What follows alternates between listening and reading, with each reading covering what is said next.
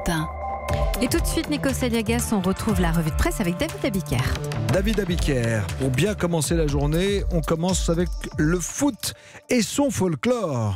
La une qui claque ce matin, c'est celle de l'équipe. La fête continue pour l'équipe qui célèbre la victoire nette de la France hier face à l'Islande. On regardera aussi la une de France Football. Zinedine Zidane, sélectionneur du Real Madrid, côte à côte avec Kylian Mbappé. Kylian Mbappé qui pourrait, selon le magazine, être le transfert de l'année du PSG vers le club espagnol. Le feuilleton ne fait que commencer. Mais sur la planète football, l'occasion manquée du jour, on la doit peut-être à la présidente de la Ligue de football professionnel, interrogée ce matin par le Parisien aujourd'hui en France, après les propos de la ministre des Sports qui veut sanctionner les chants homophobes dans les stades.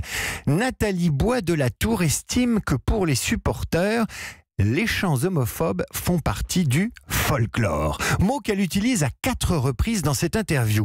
Et elle s'en explique, elle a ses raisons.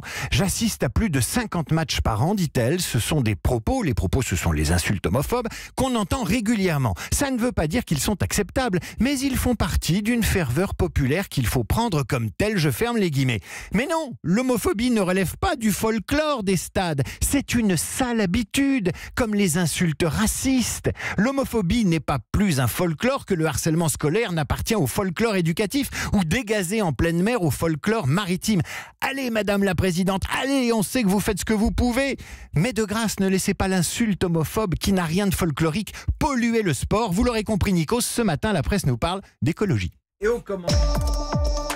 on commence par ces listes européennes qui jouent toute la carte de l'écologie. Ça n'échappe ni aux Échos, ni à l'Opinion, ni au Midi Libre. Ce n'est pas les voix européennes qui vont faire courir les candidats, mais les voix écolos stimulées par la récente manif pour le climat.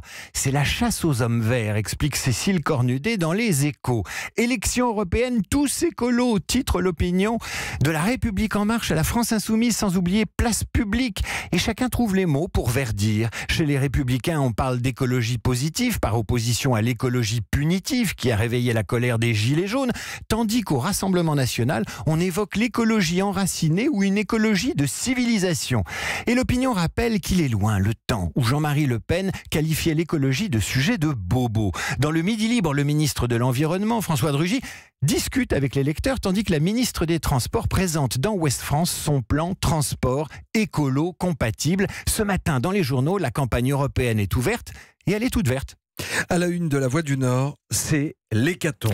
Hécatombe de moules. Les moules meurent énormément et on ne sait pas pourquoi, titre La Voix du Nord qui s'inquiète de la surmortalité du coquillage observé sur les rochers des plages situées entre Équienne-Plage et le Cap Grinet. C'est dans le Nord. 90 à 95% de pertes dans cette zone où leur disparition pourrait s'expliquer par une mer plus agitée qu'à l'ordinaire, la hausse des températures, voire une bactérie appelée Vibrio splendidus.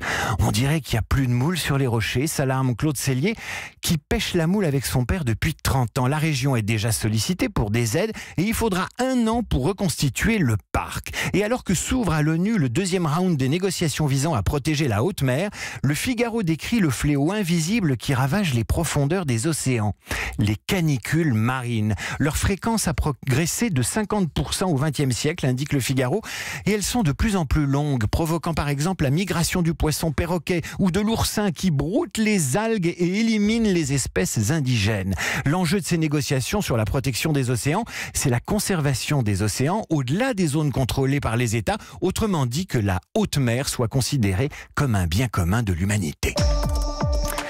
Alors je vous parle, mon cher Nikos, je vous parle de la terre et j'ai commencé avec du foot, je termine avec de la terre et du foot. Alors que l'équipe magazine fait sa une sur le salaire des champions avec Griezmann en couverture, premier champion français à dépasser les 30 millions d'euros annuels, une dépêche AFP annonce ce matin que les joueurs de l'équipe nationale de Tanzanie viennent de recevoir des parcelles de terre comme prime de match.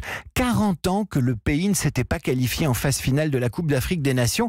Le président tanzanien a donc attribué à chaque joueur un terrain à bâtir à Dodoma, la capitale de la Tanzanie.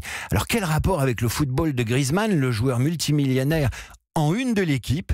C'est le même sport, le même ballon, le même terrain, les mêmes règles du jeu, mais peut-être pas la même planète.